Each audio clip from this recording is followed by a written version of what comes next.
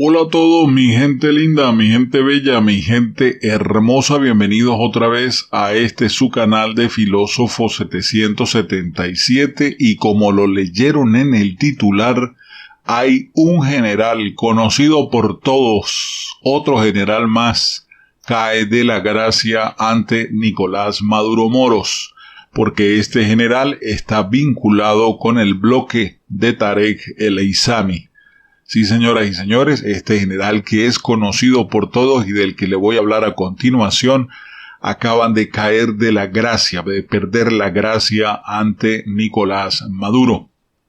Como ustedes saben, el régimen venezolano ha desplegado una intensa cacería contra más de 20 funcionarios que realmente buscaban minar el poder de Tarek El Aissami y del general en jefe Néstor Luis Reverol Torres. ¿Se acuerdan de Néstor Reverol? Sí, señoras y señores, la pieza militar más importante que ha tenido Tarek El Aissami, el alto oficial que se mueve más entre la sombra y alejado de las cámaras, tiene mucho poder sobre bastantes funcionarios claves dentro de la Guardia Nacional Bolivariana y sobre sus poderosos negocios más allá del económico. Maduro ha ido minando el poder de Reverol, quien ha sido ministro de Interior y Justicia, comandante general de la Guardia Nacional, ministro de Energía Eléctrica actualmente. El objetivo principal planificado en Cuba es despejar el camino para que quien ocupe el poder y mantenga la vigencia de la revolución bolivariana. En el juego de ajedrez que se ha desatado con las detenciones, la mayoría serán peones, algunos serán caballos y otros serán alfiles.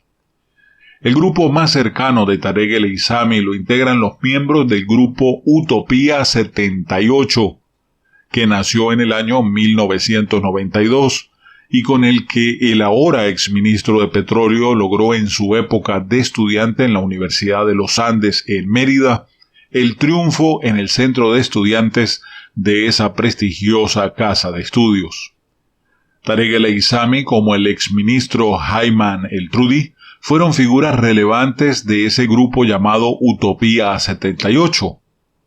No es casual que entre el equipo de El Aissami estén egresados de Derecho y de Criminología de la ULA, entre ellos los ahora detenidos, el jefe de Superintendencia Nacional de Criptoactivos SUNACRIP, Jocelyn de la Trinidad Ramírez Camacho, el abogado y politólogo Jubel Rafael Roa Carucci, quien es diputado por el Estado Trujillo, fue exministro de Educación, Ciencia y Tecnología, el exdiputado Edwin Antonio Rojas Mata, quien en la época de mayor poder de El Aissami fue nombrado gobernador del Estado Sucre, y que después que obligaron a Luis Acuña a abandonar el cargo, como los anteriores Rojas, también es egresado de la Universidad de los Andes.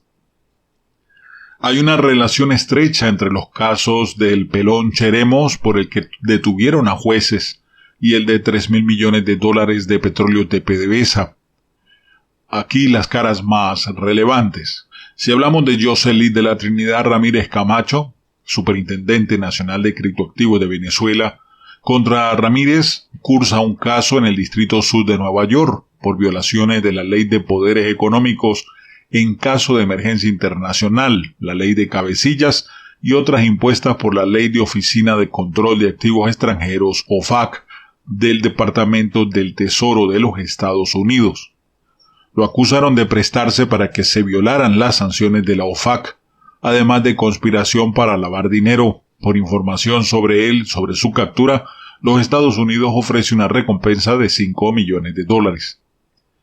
El régimen venezolano, con la policía contra la corrupción, lo señala de ser parte de la desaparición de $3.000 millones, producto de la venta de petróleo que debían entrar a las arcas estadales, pero que no se sabe a dónde fueron a parar. Recuerden que la información actualizada es que ya no son $3.000 millones, sino son $21.000 millones, ya que los ingresos desde enero del 2020 hasta la fecha no están registrados y aparecen como cuentas por cobrar. Y resulta que al contactar el gobierno a los clientes, ellos mostraron evidencia de que sí pagaron. Así que son más de $21.000 millones. Su relación con el ahora exministro Tarek El Aissami tiene muchos años, quien siendo vicepresidente ejecutivo lo nombró director general del despacho. Muchos jóvenes abogados, la mayoría de ellos egresados de la Universidad de Mérida, se hicieron parte del equipo más cercano de Tarek El Aissami desde la época universitaria. Lo acompañaron en su paso por la gobernación de Aragua, más recientemente en la actividad relacionada a la industria petrolera. Ser jefe de Superintendencia Nacional de Criptoactivos y Actividades Conexas, SUNACRIP, le dio a Ramírez el acceso a millonarios recursos para la venta del petróleo, por lo cual ya se habla de que son $25.000 los que habrían desaparecido. El 29 de octubre del 2022, el abogado Cristóbal Cornieles Perret Gentil, en el auditorio de la Sala Plena del Tribunal Supremo de Justicia, fue juramentado como juez de la Corte de Apelaciones y presidente del Circuito Judicial Penal del Área Metropolitana de Caracas desde abril del 2022. También es primer suplente de la Sala Constitucional del Tribunal Supremo de Justicia. Este abogado desempeñó anteriormente un trabajo reconocido en materia de Ley de Protección de Niños y Adolescentes, siendo integrante de la Comisión para la Reforma e Implementación de la LOGNA, profesor en posgrado. En 14 de diciembre del 2022, según la resolución número 2022-0008, publicada en la Gaceta 459.858 del 14 de febrero del 2023, la doctora Gladys Gutiérrez nombró a Cornieles como integrante de la recién creada Sala Especial Primera de la Sala Político-Administrativa, que se iba a encargar de estudiar los expedientes recibidos hasta noviembre del año 2022. En el 2017, durante la ilegal origen de la Asamblea Nacional Constituyente, este abogado fue consultor jurídico de esa instancia. Mantuvo estrecha relación con la Asamblea Nacional que preside Jorge Rodríguez. Perret fue juramentado como consultor jurídico del Parlamento según la resolución DP 2021-005, publicada en la Gaceta Oficial 42.048 del 15 de enero del 2021. El Fondo Editorial William Lara de la Asamblea Nacional publicó su obra, Las medidas coercitivas unilaterales, presentado en la Feria Internacional del Libro de Venezuela, FILBEN, en julio del 2022. Cuando Alí Rodríguez Araque estuvo como presidente de PDVSA, el abogado Cornieles ingresó como apoderado judicial de la estatal petrolera. Venezuela lo nombró como uno de los 3 representantes ante el Consejo Consultivo Honorario, que asesora la dirección de la Escuela Internacional de Políticas Públicas en Derechos Humanos del Mercosur. El magistrado, que el 24 de diciembre pasado cumplió 51 años, está detenido por el cobro de comisiones relacionada a la liberación de Osvaldo José Cheremos Carrasquel, alias Pelón Cheremos, que fue detenido en octubre del 2022 en el municipio Pedro Zaraza del estado Guárico, por tráfico de herramientas de conflicto, GUERA, y por integrar la megabanda del Tren del Llano, pero fue dejado en libertad el 9 de enero del 2023 por instrucción de Mario Aquino, el asistente de Cristóbal Cornieles Perret. Otro personaje que figura es José Maximino Márquez García, juez contra terrorismo. Sus víctimas lo señalan como extremadamente cruel. Desborda misoginia contra los profesionales del derecho. Se ufanaba de ser un protegido directo de Diosdado Cabello. Varios escoltas del Servicio Bolivariano de Inteligencia SEBIN con herramientas de conflicto GUERA lo seguían a todas partes, incluso al interior de las salas donde él celebraba audiencia. Siempre hacía demostración de prepotencia.